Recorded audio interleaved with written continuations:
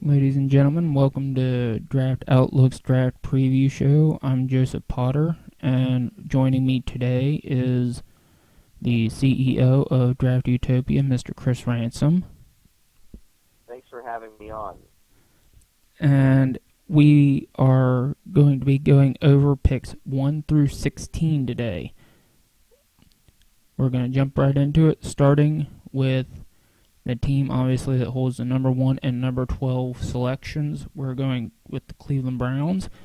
And a lot of rumors circulating, Chris. And there are rumors of quarterbacks at 12, quarterbacks at 1, trade ups, trade back. There's recent rumors about Jamal Adams.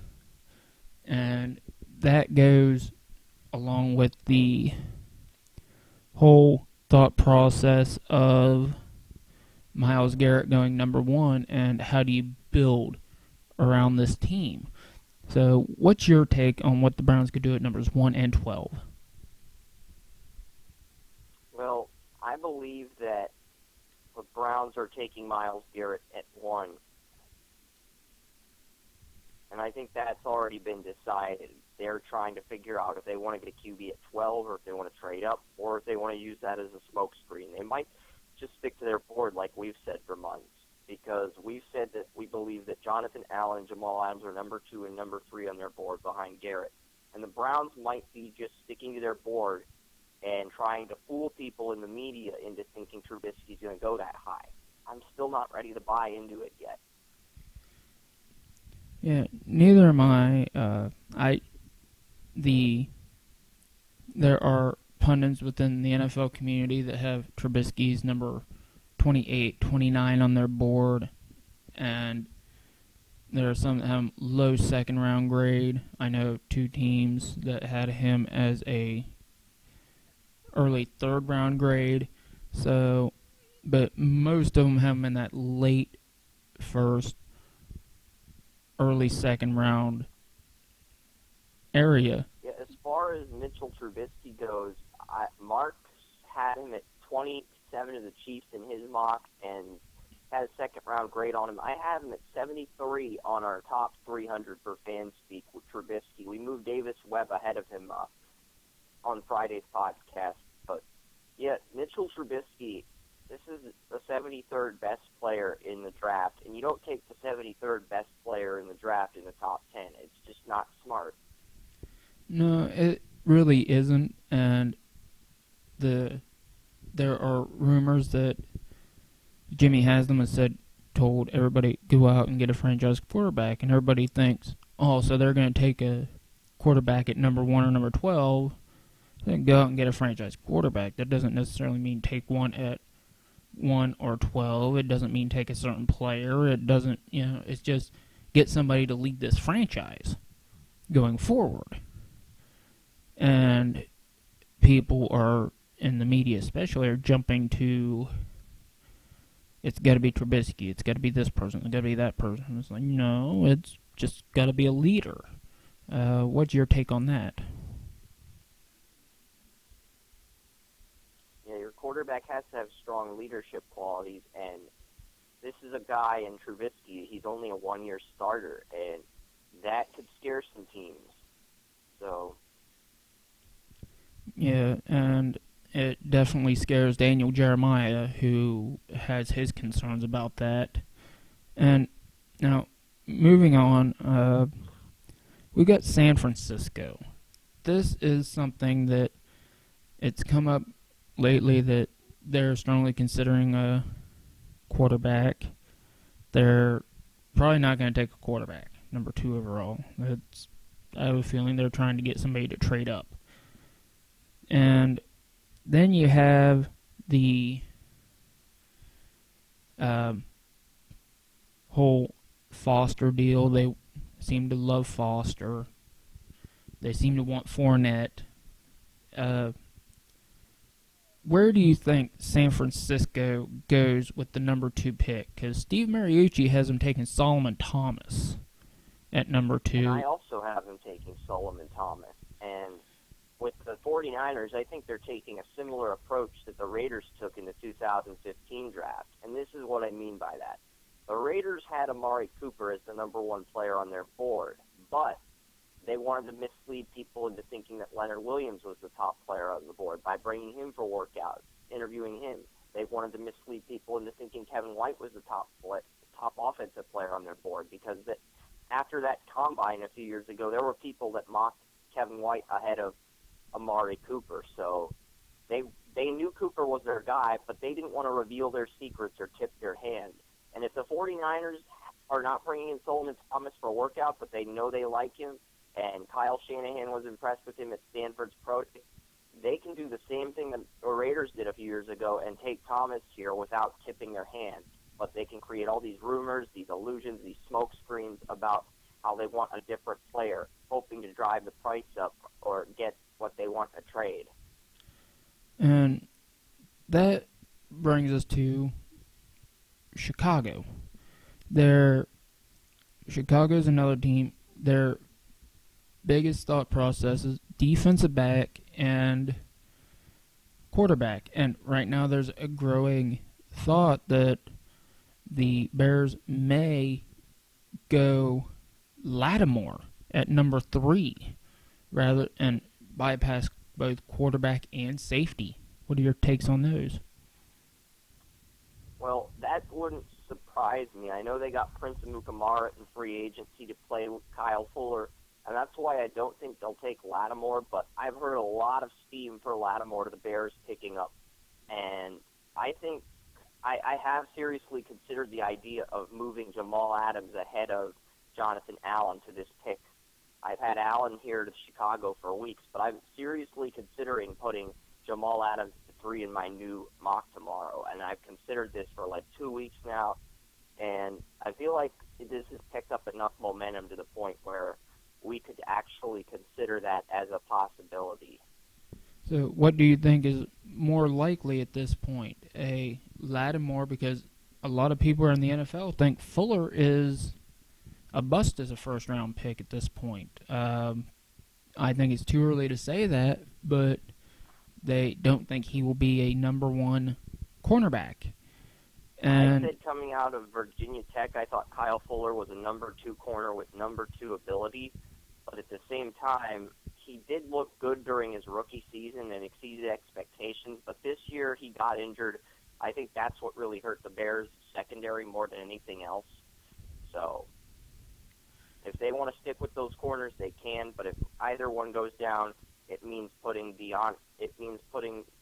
guy they took from Northern Iowa at corner in last year's draft in the starting lineup, and that's a huge risk after he underperformed somewhat as a rookie last year. So Lattimore could be a good pick. I think they're going to go Adams. They could also take Malik Hooker here, but I'm not sure they'll go Allen at 3 now. If they go the defensive back, I think it's more along the lines of a safety than a corner.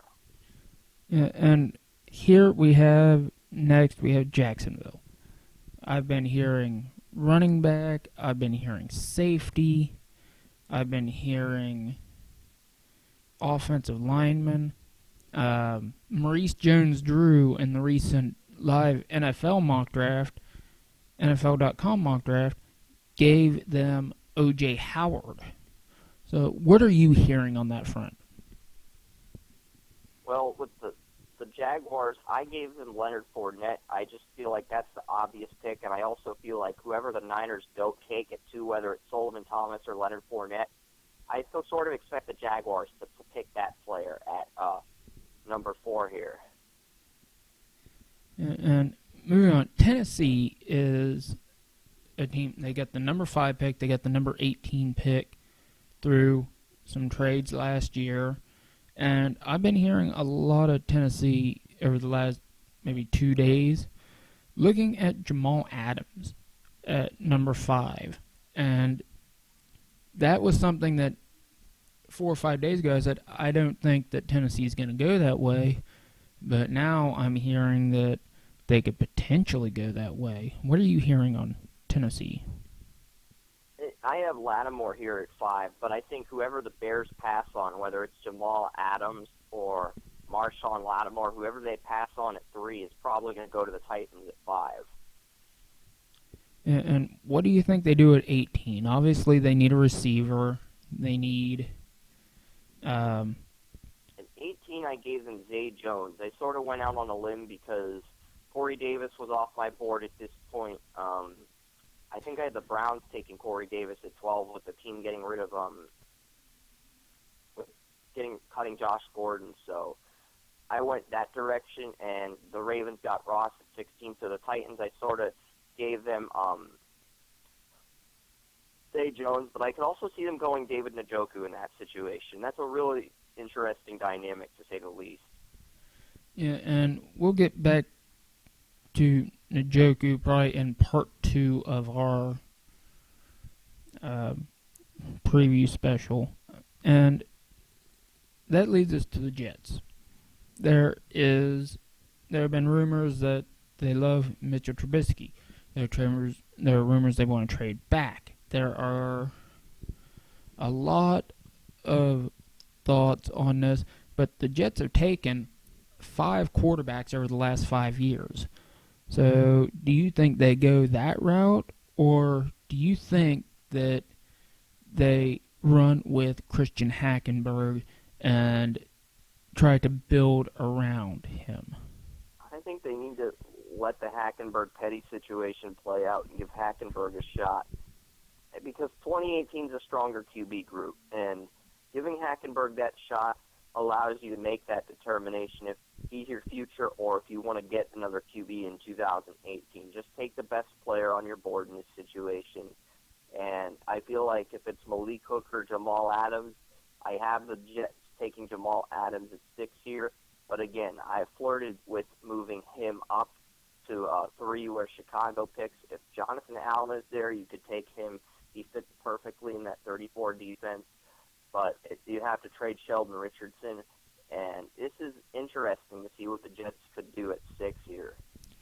Yeah, and that the top 6 teams, they are really interesting because they all have multiple needs, and there are players to plug into all those needs, and it's really deep in those areas.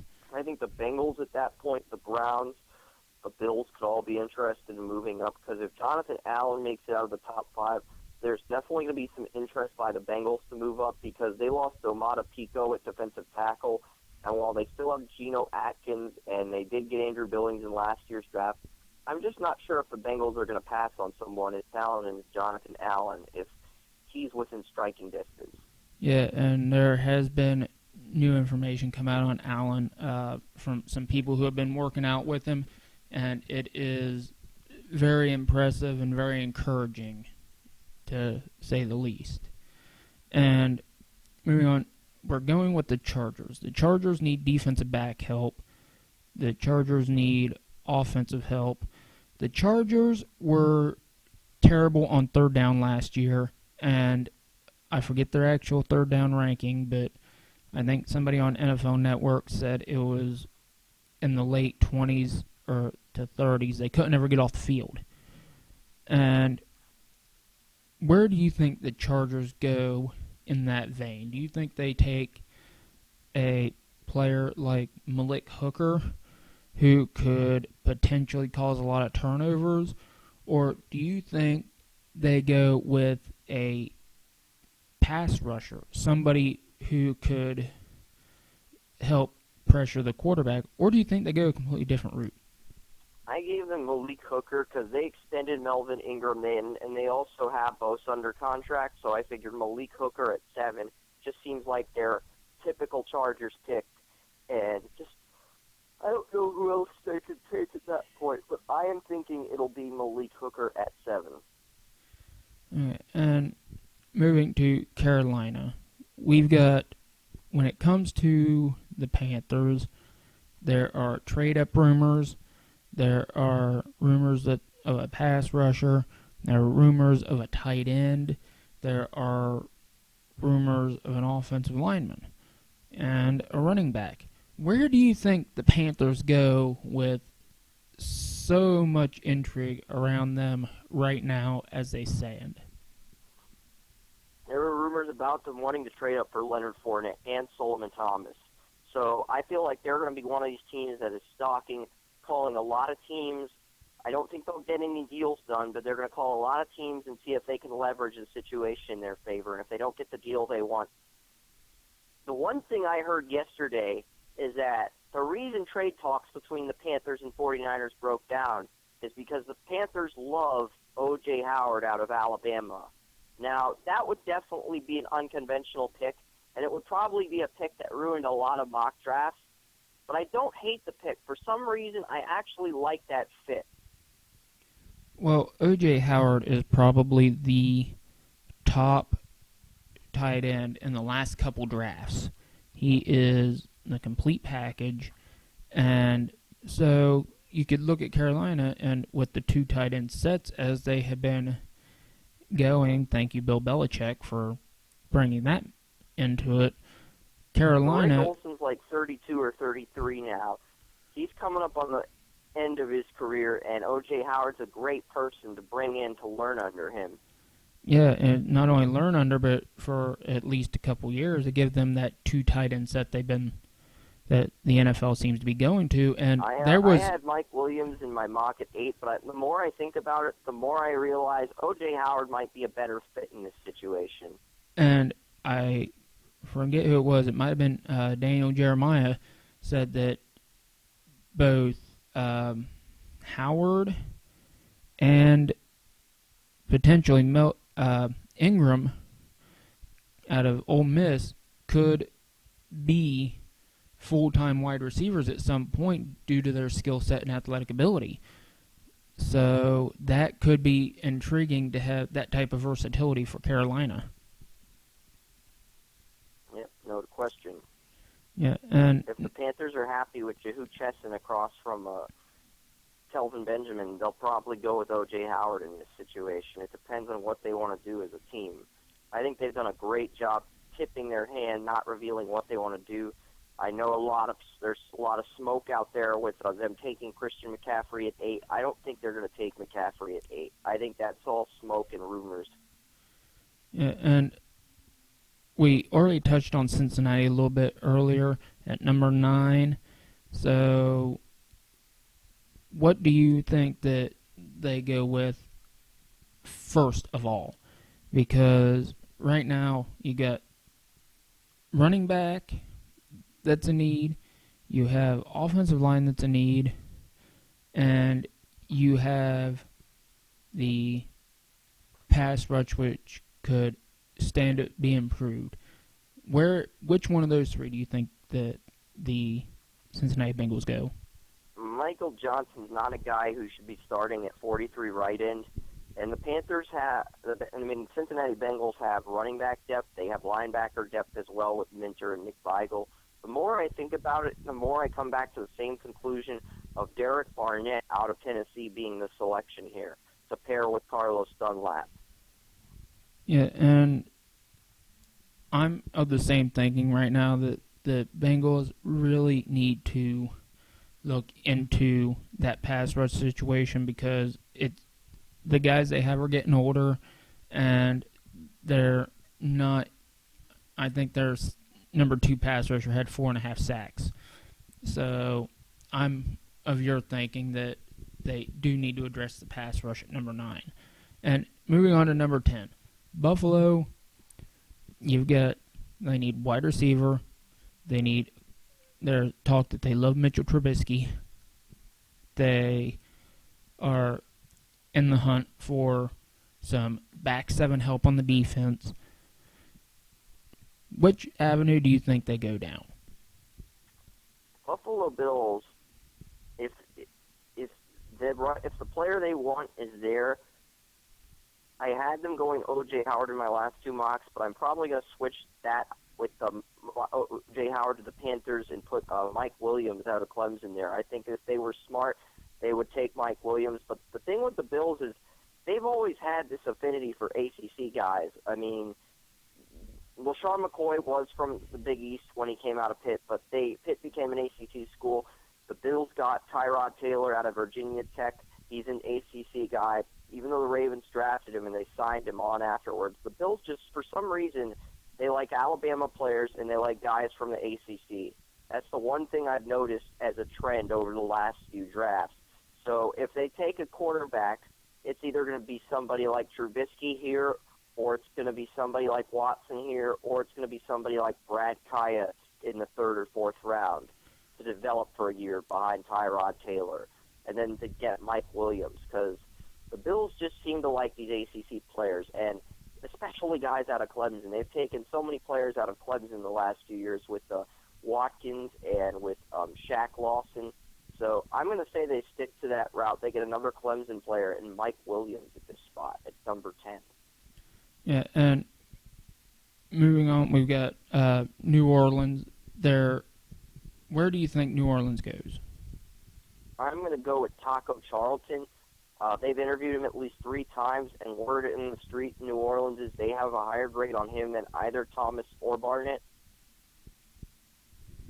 Yeah, and where do you think they go at 32? 32, I gave them Marlon Humphrey. I thought it was a little bit of an unconventional pick, but P.J. Williams has not stayed healthy. I still think Williams can be a good corner, but he needs to stay healthy, and Delvin Breaux needs to stay healthy too. If those guys are healthy, the secondary can hold up, but the problem is both of those guys suffered injuries the last 2 years.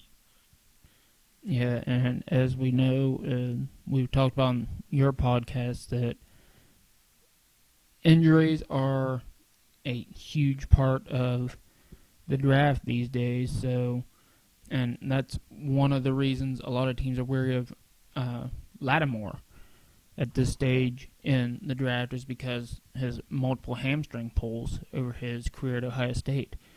And Lattimore could honestly get picked anywhere but as high as number 2 and as low as number 6. He's going to be a top 6 pick for sure. yeah, and moving on to Arizona. Arizona has been, they could go either quarterback of the future, which I seriously doubt, or they could run with any other multiple needs, including potentially defensive tackle. Where do you think they go? I gave them Reuben Foster here at 13 because Reuben Foster, he sort of fills that need. I know they brought in Carlos Williams, not Carlos Williams, the guy, Carlos Dansby. I know they brought Dansby back as an inside linebacker, but he's not a long-term fit. And Dansby's a guy who can take Foster under his wing, show him how to clean up his act off the field with stuff, and then Foster could come in and be a stud in a year or two from now. Maybe they'd start him right away and move Buchanan back to a safety role, but that's a good fit for him. Yeah, and there's also been rumors that have surfaced that Cleveland may be interested in him. So there's something else to watch on the Cleveland front for a potential trade-up involving Foster. And number 14, we have Philadelphia. Obviously, they need a running game, and there is word that the Stanford running back isn't going to get past Philadelphia. Philadelphia will take him if he's there. What are your thoughts on that? I think that's interesting because I think they're going to go Dalvin Cook here, and McCaffrey's not going to get past the Colts at 15.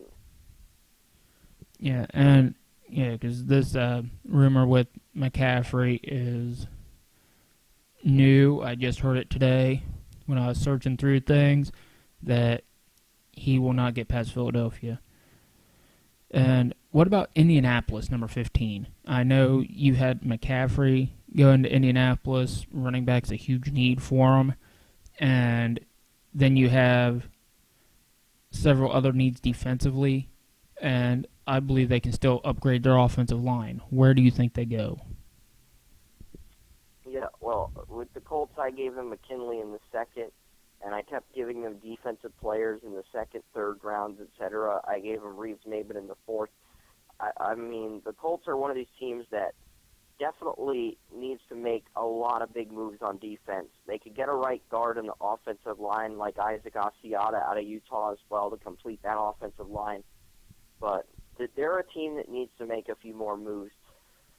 And They might need a right tackle. Depends on who you ask. I like the tackles they got in the 2016 draft with Joe Haig out of North Dakota State and LaRaven Clark out of Texas Tech. I like what both of those guys can do as right tackles for Andrew Luck and the Colts, but there's still skeptics out there with that, and I'd give those guys another year to develop. And if that situation's still an issue in a year from now, you can get a tackle in the loaded 2018 class. But I don't think they'll go with a right tackle here. I think they're probably going to look at a running back at this point. Yeah, and as we stated, you defense and me offense, the Colts could go many different directions, but I think we're all in agreement at this point. I think everybody in the draft community is that Indianapolis will probably end up going running back at this pick. Yeah, because their GM openly stated, their GM, the Eagles GM, the Cardinals GM, they're not looking at needs. They're going to take the top guy on their board, period. And the Cardinals GM said, we're taking the top guy on our board in each of the first 4 rounds, and then we'll look at needs in 5 through 7. Yeah, and now the last pick in part 1 of our draft preview is Baltimore at 16. We've heard pass rush rumors, we've heard running back rumors, and today, with a couple interviews with some of the players are stating that they're looking at strong defensive backs. So, where do you think Baltimore goes in this situation with Ozzie Newsome having a history of going with best player on his board? I think the Ravens go with John Ross out of Washington, and I think this would be a huge mistake by the Ravens, but something tells me they're going receiver at 16 because I heard Ozzie Newsome say they're going to take the top wide out on their board at 16, and it depends on who falls to them. I don't think Mike Williams will be there. Corey Davis could definitely be in play, but I have Corey Davis going to the Browns at 12, so John Ross gets pushed up to 16, even though I would not take this guy until the back half of the first round. He gets pushed up to 16 in this scenario. Yeah, and I've heard anything that Ross could go from 10, 11, 12.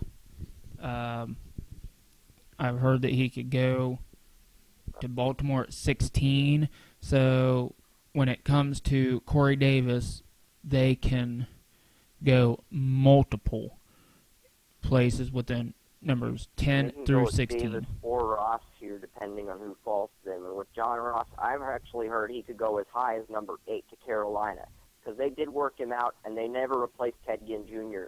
in the slot. That would be an unconventional pick, but, Carolina might be the one team that does something unconventional in the top 10 this year.